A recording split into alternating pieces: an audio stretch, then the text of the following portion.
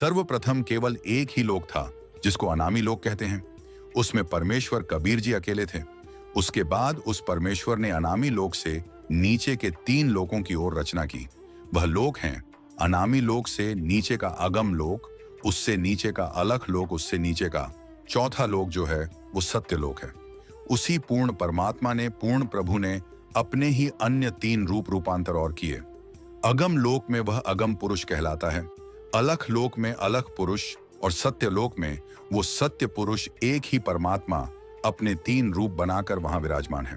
परमेश्वर ने सर्वप्रथम 16 शब्दों से, 16 वचनों से 16 पुत्रों की उत्पत्ति की और उन सबको कहा कि तुम अपने अपने द्वीप में अलग अलग रहो।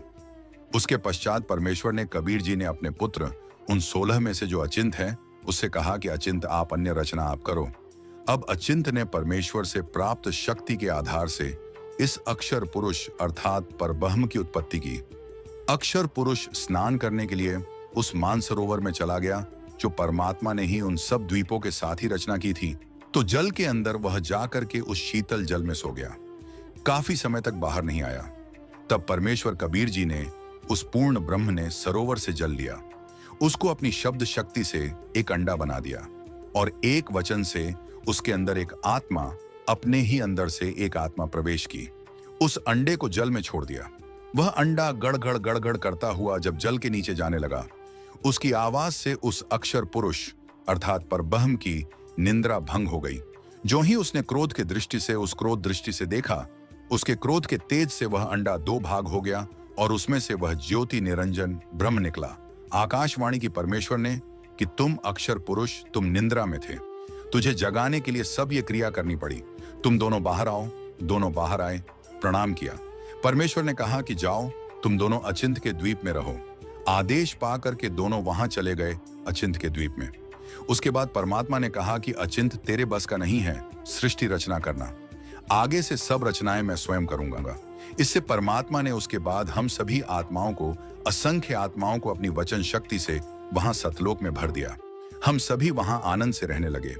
वहां कोई दुख नहीं था, कोई कष्ट नहीं था, किसी चीज का अभाव नहीं था। सब भंडारे भरे रहते हैं।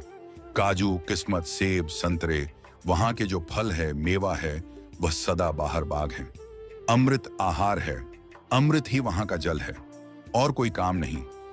कुछ समय बाद ज्योति निरंजन काल के मन में एक खुरापात उत्पन्न हुआ। इसने सोचा कि मेरे सभी भाई जितने भी हैं सब अलग अलग आराम से रह रहे हैं, बड़े बड़े द्वीप हैं उनके, और हम 3 एक द्वीप में रह रहे हैं।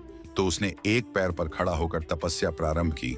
ज्योति निरंजन ने 70 युग तक जब तप किया, और जब यह तप कर रहा था तो हम इसकी तरफ देख रहे थे। इसकी इस कला पर, इस अदा पर सभी आत्माएं आसक्त हो गए। हम इसको हृदय से पसंद कर बैठे। परमात्मा पूर्ण ब्रह्म कबीर जी ने यानी सत्य पुरुष ने आकाशवाणी की कि बच्चों तुम मस्त रहो, इसकी क्रिया पर ध्यान मत दो। अब परम पिता की आकाशवाणी आवाज सुनकर हम ऊपर से तो सावधान हो गए, परंतु अंदर से उसकी चाह मिटी नहीं। जब इसने 70 युग तक तप कर लिया, तब परमेश्वर ने पूछा कि क्या चाहता है। ज्योति निरंजन, तू किस लिए यह हट कर रहा है। ज्योति निरंजन ने कहा कि पिताजी, मेरे लिए स्थान कम है, मुझे अलग से स्थान देने की कृपा करें। परमेश्वर कबीर जी ने कहा कि ठीक है, तुझे तेरे 70 युग के तप के प्रतिफल में मैं तुझे 21 ब्रह्मांड देता हूं। पकड़ अपने 21 ब्रह्मांड, तू अपने अलग रख। ऐसे इसको 21 ब्रह्मांड दे दिए। अब कुछ दिन बाद ज्योति निरंजन ने सोचा इसमें कुछ रचना भी हो, खाली ब्रह्मांड किस काम आएंगे। इसने फिर तपस्या प्रारंभ की, 70 युग फिर तपस्या की, और हम और ज्यादा इस पर आसक्त होते चले गए। परमात्मा रह रहकर हमें समझाने की चेष्टा कर रहे हैं कि तुम अपने मस्त रहो, इसकी इस क्रिया पर ध्यान मत दो। लेकिन हम इतने ढीठ हो गए अपने पर परमपिता को भी धोखा देने में नहीं चुके। दूसरी बार जब तप किया तो परमात्मा ने पूछा क्या मांगता। ज्योति निरंजन है, जो तू मांग रहा था वह मैंने दे दिया। ज्योति निरंजन ने कहा कि परमपिता, इसमें कुछ रचना की सामग्री देने की कृपा करो। परमेश्वर ने 5 तत्व और 3 गुण अपनी सबज शक्ति से उत्पन्न करके इसको दे दिए। अब इसने सोचा काम भी कर लूंगा, फिर अकेले का जी नहीं लगेगा। 21 ब्रह्मांड में तो मेरे साथ कुछ आत्माएं भी हों, मेरे साथी हों, मिलजुल कर वहां रहें। आराम से इस दृष्टिकोण से इसने फिर तपस्या की। उस समय इसने 64 युग तक जब तप कर लिया तब परमेश्वर कबीर जी ने सत्य पुरुष ने पूछा कि ज्योति निरंजन, जो तूने मांगा वो मैंने तुझे दे दिया, अब क्यों हट कर रहा है, अब क्या चाहता है? तू तो ज्योति निरंजन ने कहा कि पिताजी मुझे कुछ आत्माएं दे दो, मेरा अकेले का दिल नहीं लग रहा। परमेश्वर ने कहा कि बात सुन ले ज्योति निरंजन, यह सभी आत्माएं मेरे बच्चे हैं, मेरा अंश है, मेरी आत्माएं नहीं दे सकता किसी कीमत पर भी, तेरी किसी क्रिया पर और किसी भी तप से जब से मैं यह नहीं दूंगा, मैं नहीं दे सकता, यह मेरी आत्मा है। उस अंतर्यामी परमात्मा को सब पता था। परमेश्वर ने कहा, मेरी एक शर्त पर मैं तेरे साथ अपनी इन आत्माओं को भेज सकता हूं। यदि कोई सब इच्छा से तेरे साथ जाना चाहते हो तो चले जाएंगे, फिर मैं उनको आज्ञा दे दूंगा। ज्योति निरंजन हमारे पास आया तो हम सभी उसके चारों तरफ घूम गए। उसने कहा कि ऐसा है, मैंने पिताजी से 21 ब्रह्मांड लिए हैं और उसमें रचना करने की सामग्री भी ली है। आप मेरे साथ चलोगे, वहां स्वर्ग बनाऊंगा, महास्वर्ग बनाऊंगा, सब मिलकर वहां पर खुशी से रहेंगे।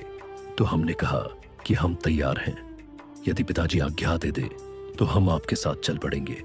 ज्योति निरंजन ने परमपिता से जाकर कहा कि पिताजी कुछ आत्माएं सब इच्छा से मेरे साथ जाने के लिए सहमत है।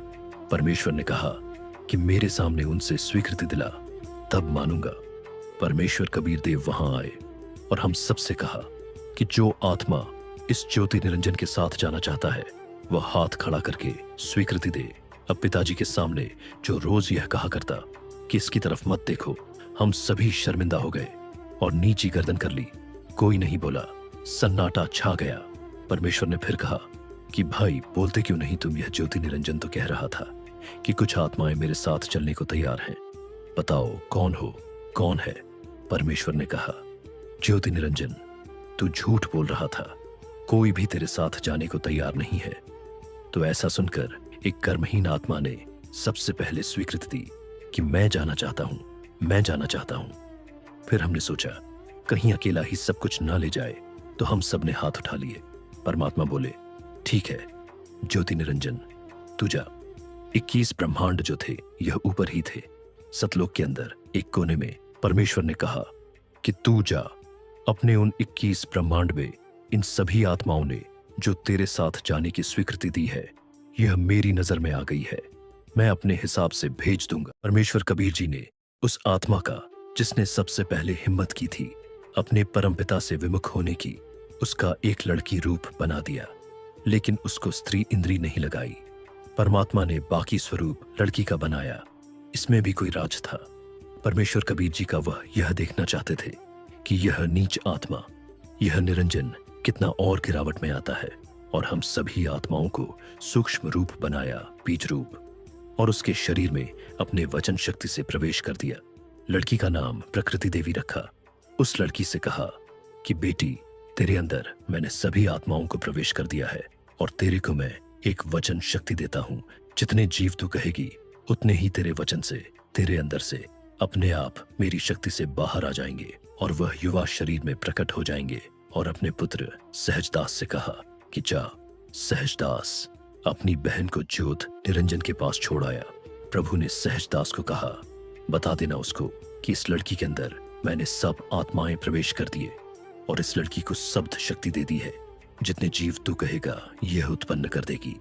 सहजदास ने जाकर के ज्योति निरंजन से कहा कि पिताजी ने सभी जीवात्मा जो तेरे साथ आना चाहती थी, सबको सूक्ष्म रूप देकर के बीज रूप में इस लड़की में प्रवेश कर दिया है, और इसको शब्द शक्ति दे दी है कि जितने जीव यह तू चाहेगा यह उसी समय उत्पन्न कर देगी, नर और मादा। ऐसा कह करके जो सहजदास वापस आ गया, वहां दुर्गा यानी यह प्रकृति और वो ज्योत निरंजन दोनों रह गए।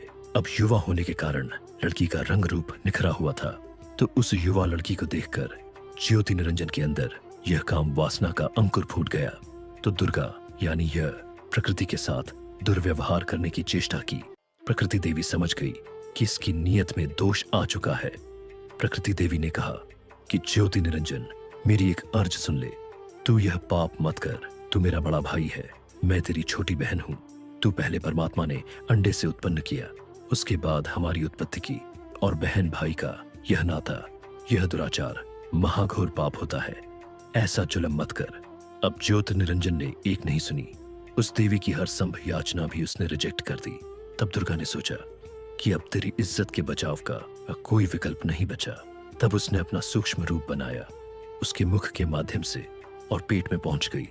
वहां से प्रार्थना की है, पिताजी, हे सत्य पुरुष, मेरे साथ ऐसे ऐसे इस ज्योति निरंजन ने बदतमीजी की, मेरे साथ यह दुष्ट कर्म करना चाहता था, मैंने इसके पेट में शरण ली, मेरी रक्षा करो। तब परमात्मा स्वयं ही अपने पुत्र जोगजीत का रूप धारण करके वहां प्रकट हो गए और देवी दुर्गा को उसके पेट से बाहर निकाला और कहा कि ज्योत निरंजन, सुन ले, आदेश परमपिता का, आज से तेरा नाम काल होगा। 1,00,000 मानव शरीर धारी प्राणियों के सूक्ष्म शरीर का तो नित आहार करेगा और 1,25,00,000 उत्पन्न करेगा, और आज से तुम्हें यहाँ से निष्कासित कर किया जाता है। चले जाओ यहाँ से, तुम दोनों के दोनों।